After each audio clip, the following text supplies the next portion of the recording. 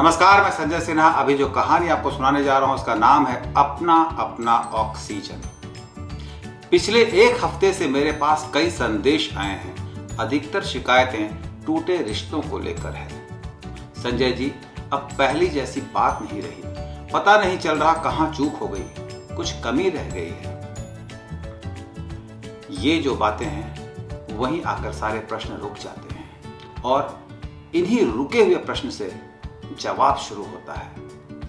मेरे पास आने वाली समस्याओं में सबसे बड़ी समस्या अकेलेपन की है। बड़ा घर है, कई कमरे हैं, किसी चीज की तंगी नहीं, कई लोग भी हैं, पर तन्हाई है। आदमी तन्हाई से इतना थकने लगा है कि उसका जीवन अब बोझिल हो चला है। मैं सबकी बातें सुनता हूं, समझता हूं। इस समय मैं अपनी कानून की परीक्षा की तैयारियों में व्यस्त हूं, फिर भी मैं चाहता हूं कि आप तक कहानियों के माध्यम से जीवन का संदेश लेकर आऊं। आज आपको उस एक दिन के बच्चे की कहानी सुनाना चाहता हूं जिसमें जीवन के प्रति बहुत चाहत थी।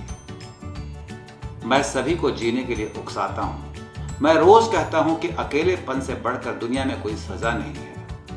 आज एक पुरानी खबर फिर से आपके लिए।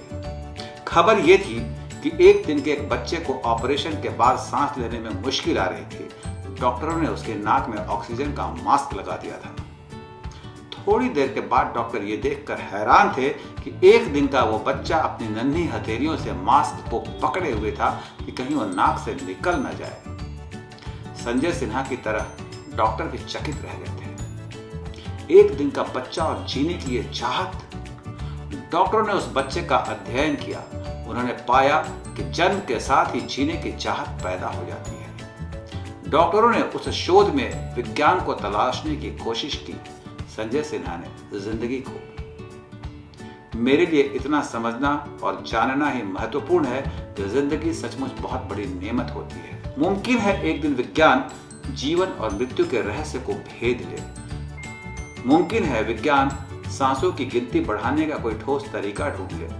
विज्ञान इस पर तरह तरह के प्रयोग कर रहा है। विज्ञान जिंदगी बचाने की हर संभव कोशिश भी कर रहा है। क्या आदमी सिर्फ सांसों की गिनती बढ़ाना चाहता है?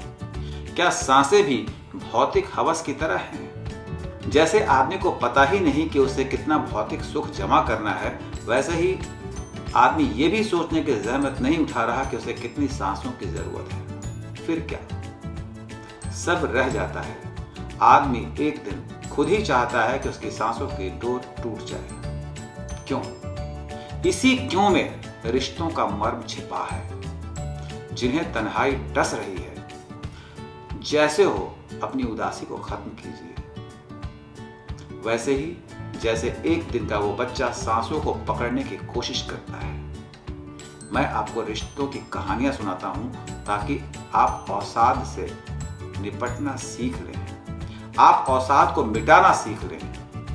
अच्छे रिश्ते जिंदगी के ऑक्सीजन हैं। जो भी रिश्ते आपको तकलीफ देते हैं उनसे आप खुद को मुक्त कर लीजिए।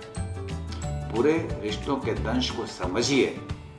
नए रिश्तों से जुड़िए। अपनी बात कहिए, खुलकर कहिए। आप एक दिन के बच्चे से बड़े हैं, ज्यादा समझदार हैं, इसलिए आप अपने हिस्से के ऑक्सीजन को ठीक से पहचानिए। एक रिश्ता दुख दे रहा है, दूसरा ढूंढ लीजिए, पर ढूंढिए जरूर। मत रोकिए खुद को।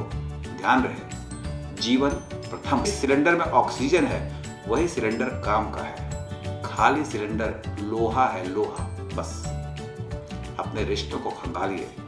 100 कोशिश कीजिए, ईमानदारी से कोशिश कीजिए हर रिश्ते को बचाने की, जब तक उसमें ऑक्सीजन है और आपके लिए ईमानदार है।